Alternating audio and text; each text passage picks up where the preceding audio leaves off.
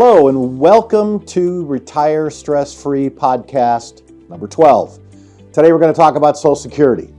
And the problems with Social Security aren't going away. What was meant to be everyone's retirement benefit third leg stool, the problem is Social Security hasn't disappeared yet, despite the lack of serious public debate on it. Even in this current presidential election year, it's a hot topic. The day of reckoning continues to draw near as trustees for the program described in their latest annual update, which was released last month, that higher taxes, benefit cuts, or some combination of both might loom in a future scenario that's no longer way out in the future, but kind of in the near future, could happen soon. Congress still has time to make some fixes to shore up the retirement system, but they've shown no resolve in doing this. I get asked questions all the time, and here are answers to the 6 key questions on what might happen. Social Security reserves will run out in 2033. That's the projection. Well, what does that mean? The Social Security system has 2 trust funds that hold surplus money that have been accumulated in prior years and not used. One for old age and survivors insurance, and one for disability insurance. The retirement-focused OASI fund will be depleted by current projections in 2033. That's according to the latest estimate by the Social Security trustees. However, the smaller DI program isn't expected to run out, and if you combine the 2 funds, that would delay their depletion to 2035.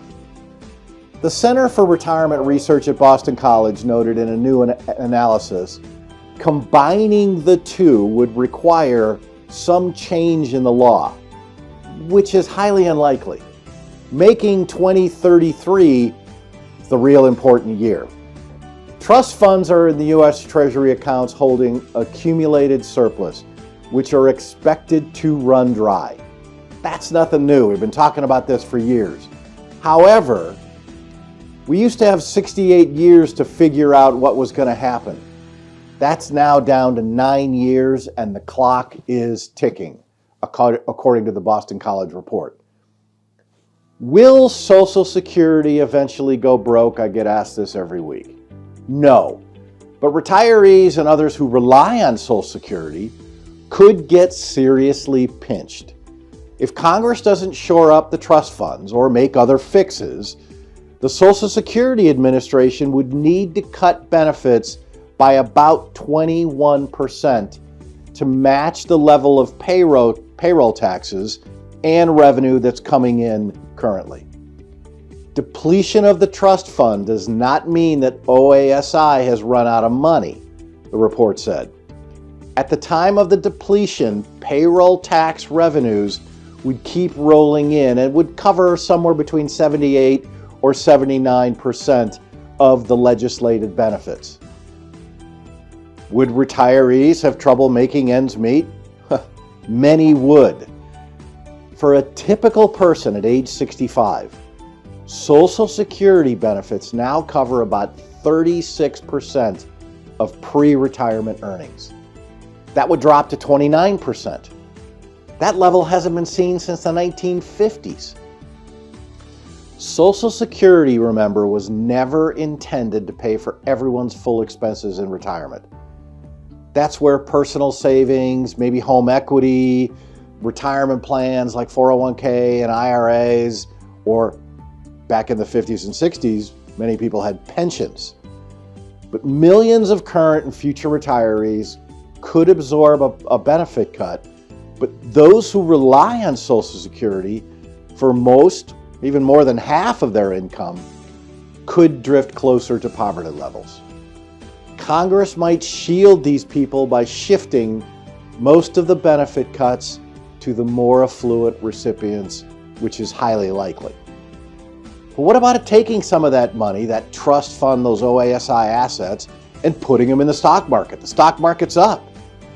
Well, that proposal's been dated for decades, and in retrospect, boy, it would have been a great option, given the stock market's record of generating gains between 7-9% over the long haul. But there's also valid concerns. such as the potential for politicians to decide which stocks could be chosen for investments, and the possibility that Social Security's huge cash inflows and outflows would distort actual market trading on a daily basis. Also, the market can be painfully volatile at times, doesn't always go up. But stocks have generally stood the test of time. Indeed, if Social Security had begun investing 40% of its assets in 1984 or even 1997, we wouldn't be having this conversation. The stock market trust fund would not be running out of money. So what other problems have resulted from Congress's failure to act? The policy of doing nothing undermines Americans' confidence in the backbone of one of the core solutions in their retirement system, and causes some to claim their benefits early, hoping that they might not run out of money, or hoping that they collect enough before it does run out of money. Now, the Boston College report said worse. Inaction will result in severe benefit cuts, spreading the pain less equitably. The longer the delay that Congress works on this, the more the burdens of the tax increases could benefit cuts on millennials or younger generations, meaning put the burden on the next generation, kick the can down the road. Both political parties have shied away from fixing this problem.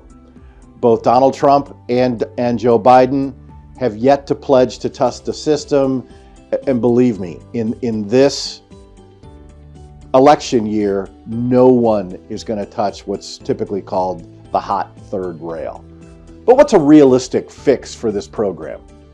Other options for closing the gap range from, hey, raise the retirement age, slow the cost of living adjustments.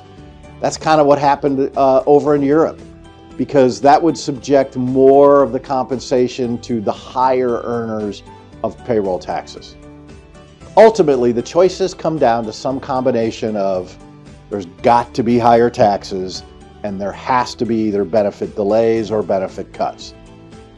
Workers and employers already pay a combined 12.4% to support Social Security, plus an additional 2.9% for Medicare.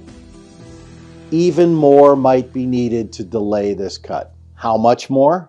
Well, if payroll taxes were raised immediately by 3.5 percentage points, 1.7 percentage points for each employee and employer, the government could pay the scheduled benefits through 2098 with a one-year reserve at the end.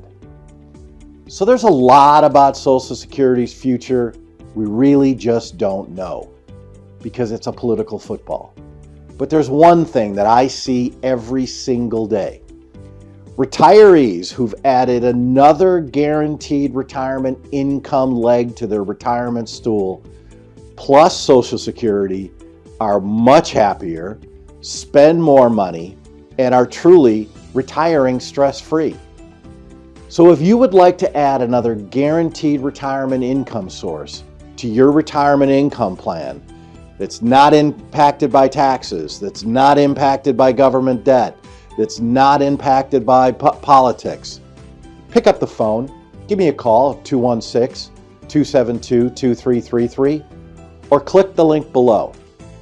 I have lots of resources and articles I can share with you about what's going on with Social Security, and more importantly, how you can protect yourself and how you can add more guaranteed retirement income to your retirement income plan at Retire Stress Free. Thanks.